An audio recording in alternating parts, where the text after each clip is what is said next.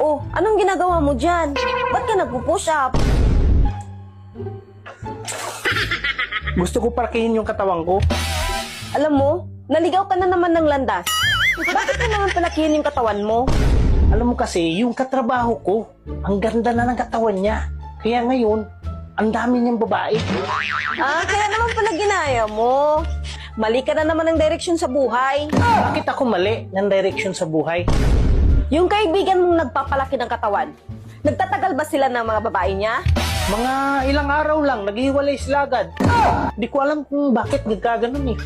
Kasi, abnormal ang kinalabasan ng pagpapalaki ng katawan niya. Ang dami mong alam. Bakit naman naging abnormal?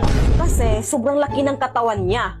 Ang kanya, sobrang liit. Kaya abnormal ang kinalabasan. Kaya iniiwan siya ng mababae niya.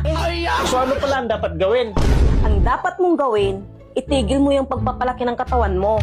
Bakit pati ako idadamay mo at patitigilin mo? Ang gawin mo, talian mo tong red horse, itali dyan sa iyo. Para naman humaba. Para naman mapapakinabangan. Eh hindi nga ako nagrereklamo na sobrang laki yung sayo eh. Eh, paano hindi lalaki? Binubulat-lat mo. Oh my God.